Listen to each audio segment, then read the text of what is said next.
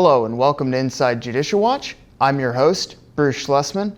With me today we have Judicial Watch President Tom Fitton here to talk about the recent Clinton depositions and everything else ongoing at Judicial Watch. Thanks so much for joining us today. Hey Bruce, how are you?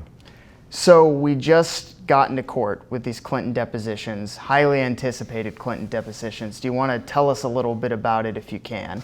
Well, we're off to the races. Our attorneys have begun questioning email witnesses as a result of a federal court order. The federal court wanted to know, in this case it was U.S. District Court Judge Royce Lamberth, whether Hillary Clinton's email system was set up to evade FOIA, whether or not there was an effort to hoodwink the court, to shut the case down so they didn't have to tell him and Judicial Watch about the emails.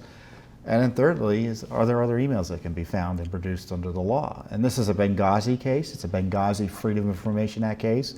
So the court also wants to know, I wonder if the Benghazi scandal was one of the reasons about them not wanting to tell us about these emails. Was there something there they were concerned about or they didn't even want to look for because they were worried about the blowback on Benghazi? So as a result, we have 11 witnesses we're able to question in person. We've scheduled, I think, 10 of those. Our attorneys already took the first testimony last week. It was of Justin Cooper, who was a former Clinton Foundation employee who helped set up the system. And so there are a series of other testimonies that we'll be able to take, and other witnesses that have to come in under oath. And just today, because there are other witnesses that we're able to question in writing under oath, so they have to respond to us in writing. And that includes Susan Rice, who is the former UN ambassador under President Obama, who went out and lied repeatedly on Benghazi. Ben Rhodes, the White House official who wrote the fake talking points about Benghazi, blaming it on a video as opposed to the truth was that it was a terrorist attack. And Bill Priestep, who is a former FBI official, senior FBI official, who oversaw the Clinton email investigation. The interesting thing is that Ben Rhodes is nowhere to be found. He's evading our efforts to comply with the court direction to question him under oath in writing. So we're seeking court permission. Hey, he doesn't want to answer our requests, and he doesn't want to follow your court order as to whether or not, in terms of providing answers under oath in writing, we're going to have to question him in person. So already we're facing objections and obstruction from the Clinton email witnesses, and outrageously, the Justice Department is telling the court that they don't think that we should be able to depose Ben Rhodes. So the Justice Department is still protecting Hillary Clinton in many ways. And in fact, they just filed a brief saying that there should be no video depositions released. They should be put under seal of the government employees who we're going to be questioning. So again, it's Judicial Watch that's doing all this work despite the objections of the State Department and the Justice Department. And it's one thing to have them protect Clinton during the Obama administration. We now know, based on the Page and Strzok testimony that was released, that was, well, I shouldn't say we now know. It's been further confirmed in testimony that email investigation was a sham and corrupt. But now the Justice Department and the FBI, and the State Department are still protecting Hillary Clinton. So everything's a fight to get the truth out about the Clinton email scandal. But I'm pleased that it's Judicial Watch that's doing the fighting still, because Congress has given up, and as I say, Justice Department's fighting us. So why is the Justice Department fighting us after so long? It's Trump's administration. These are his people. So why, or supposedly, why are they still digging in to protect someone who's been gone and evading answers on this email scandal after so long? Well, because the deep state is partisan. It's out to get President Trump, and to initiate any investigation into Hillary Clinton, even to allow Judicial Watch to ask questions related to Hillary Clinton's conduct, gets in the way of their goal of overthrowing the president. And that's what I think is going on. The Justice Department and State Department are also implicated in this scandal. They helped Hillary Clinton cover it up. As the court mentioned, he was concerned about the Justice Department prevarications to him, maybe misleading him. So the Justice Department and State Department are also protecting themselves institutionally. And remember, it's not Hillary Clinton who just committed the misconduct. There were State Department officials, maybe Justice Department officials who covered up the emails, all sorts of misconduct that surround the Clinton email issue. And that's why the deep state is protecting Hillary Clinton because in many ways it's protecting itself. So it's trying to cover its own malfeasance and wrongdoing and implication in the scandal. Then. Yeah, you know, I guess that's all speculation, but it's based on evidence that there was malfeasance in the scandal by other officials, but you know, other officials beyond Hillary Clinton. We know that at the State Department, we know that at the Justice Department and the FBI. But in the end, it's all just obstruction. And whatever the reason, it's obstruction. And it's obstruction of justice, it's obstruction of the court processes, and it's little old Judicial Watch in there just battling day in and day out. We had 3 attorneys go up to New York to question Justin Cooper. We have these other witnesses testifying. We have documents coming in. So the Clinton email scandal is far, far from over. So with this depositions and some of these proceedings have started, has there been information from the depositions so far that you can share with us, or is that still to be determined? Well, we just have the one witness, you know, and the reason we questioned him or wanted to question him because obviously he set up the system, but his testimony seemed to contradict testimony that his testimony that had been given elsewhere. I think he had testified to Congress, maybe to the special counsel or the, not the special counsel, but the FBI. He had set up the system in concert with Huma Abedin, Hillary Clinton's one of her top aides. Now, Abedin testified to Judicial Watch attorneys back in 2016, and she said, well, I wasn't involved. I didn't know about the server till after the fact. So we've got testimony that contradicts other testimony, and that's why we questioned Mr. Cooper. But his deposition, the video, at least portion of it's under seal, or we're still battling as to whether that material is going to be made public in its entirety. Okay. But again, it's the Justice Department and the State Department working in concert with the Clinton email witnesses to try to thwart transparency of this process.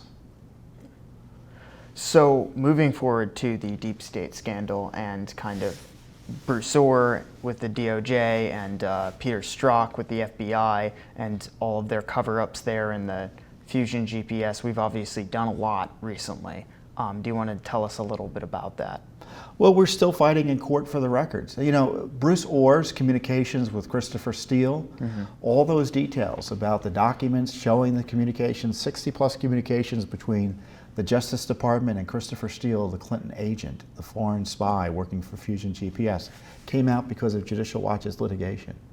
We're fighting for Strzok information about his removal from the Mueller operation after it was found out he was an anti-Trumper activist and hated President Trump. Mr. Mueller obviously thought better of having him be there, but of course he didn't ask him, according to Strzok, well, did you do anything inappropriate?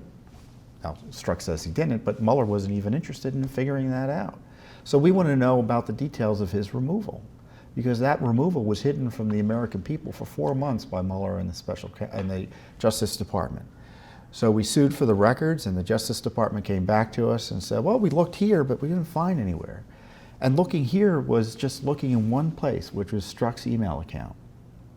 And they found, I think, 15 or so pages of records. And the judge says, well, hold on a second, you didn't look anywhere else? And so the judge said, you go back to the drawing board and do a real search. So the FBI was slapped back by a federal court judge last week as they tried to cover up through a cramped and crimped and dishonest search of records of Peter Strzok. This is, you know, people think all this went on during the Obama administration. No, the cover-up is continuing by the deep state into the Trump administration, and the FBI and the DOJ is covering up the misconduct of, and they don't want the full truth to come out about the misconduct of their own FBI and DOJ officials. And thankfully, the federal courts are not going to, you know, at least there's one federal court judge who says, you know, come on, you're not fooling me. So there's obviously a lot of records that are still being kept quiet that we've been trying to get through the court. Is there a way that we can get these faster, or a way this process can be, you know, more and more stuff can be brought to light in kind of a speedy fashion? Well, that's up to the agencies. I mean, the court agencies can speed things along, but the agencies have taken the Stonewall, slow as molasses approach. And I know the process is slower than we like, but it's better than what's going on in Congress, which is nothing, and the Justice Department would not release anything but for Judicial Watch. It's our litigation. For instance, we sued for communications of Andrew Weissman, the number 2 deputy at the Mueller operation, anti-Trumper. We found out he sent an email to Sally Yates, the Obama holdover, praising her lawless effort to thwart the president's travel ban order, for which she was rightly fired, and he went to Hillary Clinton's election night party. He's number 2 at the Mueller operation. Yeah. And he's a controversial figure otherwise because of his aggressive bulldog tactics as a prosecutor. So we wanted his communications about Donald Trump. And guess what? It was a stonewall and a stonewall, but they're due to us in the next 2 weeks. So the materials are coming out, and Andrew Weissman, coincidentally, is planning to leave the Mueller special counsel operation. I don't know if it has anything to do with the fact all these emails are going to be coming out about what he was saying about President Trump, but we'll see. We're about to find out. Yeah. So we've been, to switch topics, to election integrity. We obviously been doing a lot with that with California and the recent lawsuits and some major victories out there. And we're turning our attention to ballot harvesting. Do you want to talk a little bit about what's going on with the ballot harvesting scandal in California? Well, California has a law like no other state, which is often true for California, but that allows third parties with virtually no check to collect ballots of someone else and then supposedly deliver them. Anyone could collect them. 12-year-old can collect them, an illegal alien can collect them. Anyone can collect the ballots, and there's virtually no check on making sure that they're handled appropriately. There could be all sorts of intimidation associated with the collection of the ballots. I mean, the idea that you would have third parties collect ballots and then rely on them and their honesty and integrity without any check to get those ballots delivered and counted as they should be is so obviously flawed, and it's a recipe for for voter fraud. So Judicial Watch has initiated a comprehensive investigation into ballot harvesting processes in California to see if there is fraud, to see if there is voter intimidation or lost votes or fraud, and it's again up to Judicial Watch. Where is the Justice Department? I don't know. California, obviously, the leftists there have passed this law. So they're not going to look askance at it. So Judicial Watch, again, is doing heavy lifting on this. And and if you're a California voter and you've had a negative run-in with a ballot harvester, we want to know about it because we want to figure out what the truth is because, as we say, it's a recipe for voter fraud. And this is on top of our recent victory in California, where California is now going to take steps, specifically LA County, to remove up to 6 million names from the rolls. And that process has already begun. They sent out well over 1 million, I think 1.3, 1.4 million cards to inactive voters on the rolls in LA County. And if they don't respond to those cards, those inactive voters, these are people who've likely moved away or dead, frankly, the process for removal will begin. It won't begin for several years, but it took 20 years to get these lists as messy as they are, but as a result of Judicial Watch's efforts in California, they're going to have cleaner voter rolls over the next few elections. It's important. Election integrity is a cutting-edge issue. We need voter ID. We need citizenship verification. This ballot harvesting is a menace to election integrity, and obviously the rolls need to be clean as well, and Judicial Watch is on the front lines in all those battles. So we mentioned Mueller and his probe and investigation and all of the scandals and cover-ups going on there. There's been a report that's supposed to come out and it hasn't yet. Do you want to speak a little bit about what Judicial Watch is doing with the Mueller investigation, trying to find out what is going on? Well, I don't know if there's a report coming out. You know, we've been saying it's going to be, they've been telling us it's going to end. I don't know if it's going to end. Yeah. Weissman leaving may be an indication it's going to end, but I don't know, who knows? But I don't believe there ought to be a report. I don't think the Justice Department should be writing another dossier on President Trump. And to me, it's a constitutional abomination that the Justice Department is investigating the president. The president runs the Justice Department. He's investigating himself. Yeah. It's silly. He's investigating himself for his own conduct as president. It doesn't make any sense. And so it's that constitutional problem, I think, that they've never really been able to convincingly overcome. And so that's why I think any idea of a report, another dossier targeting President Trump, would be inappropriate. I mean, the news is out this week that John McCain's associates were out there pushing the dossier. I mean, there were dossiers targeting Trump from all quarters, from the Clinton campaign, Clinton cutouts at the State Department. McCain was trying to feed the dossier not only to the media but to the FBI and the Justice Department.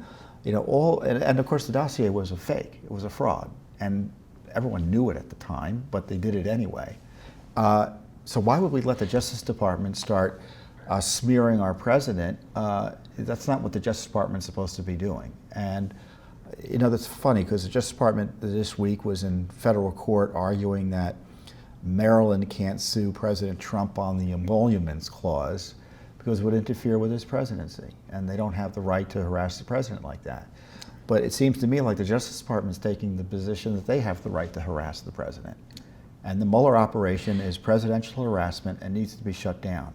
And when you see what Page was doing, what Strzok was doing, all of that is evidence of a crime, and President Trump is the crime victim. And the Mueller operation is a continuation of this assault on President Trump. And if I were AG Barr, I'd say, you know what, I'm taking back control of the Justice Department for Mr. Mueller. We're freezing that operation. I'm going to figure out what went on and met out justice, but we're stopping this harassment. And you know, I know Judicial Watch is one of the few people in town who are willing to say it so bluntly, other than, frankly, the president. But this is a serious constitutional crisis. It's an assault on our republic. They're seeking to overthrow the president. And I think the Justice Department has got to stop this lawlessness. So where does Judicial Watch go from here? Well, we're asking for all the documents. We're trying to get the Strzok documents. We're trying to get the Page documents. We're asking about the leaks. We are asking about Mueller's operation. As I said, we've got these Weissman documents that supposedly are going to come to us. We'll see if they withhold anything or black anything out. But we have, I think, Bruce, at this point, probably nearly 40 lawsuits on the deep state efforts to overthrow President Trump. Yeah. There's no one else doing as much as Judicial Watch is doing to expose the kind of the depth of the corruption going on in terms of the illicit targeting of then candidate Trump and now President Trump. And it's a shame that we're facing obstruction from the Justice Department, the State Department.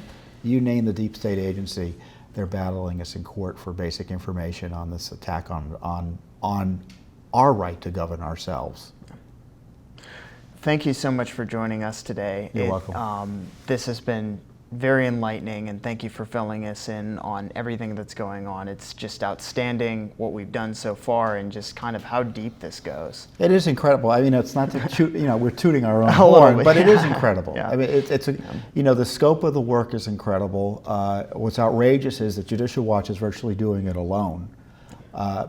But it's remarkable that we're able to do what we're able to do, and it's a great country that allows us to do it, because Absolutely. Not every country has laws that allow us to hold the government accountable like we do. And we're going to exercise this precious, precious right as carefully and as often as we can. Absolutely. Thank you. Well, thank you so much for joining us on Inside Judicial Watch. And if you liked us and liked this episode, please go like our Facebook page, follow us on Twitter and Instagram. Please be sure to support our work if you want to help us in this fight against government corruption, and donate on our webpage. Thank you so much for joining us on this episode.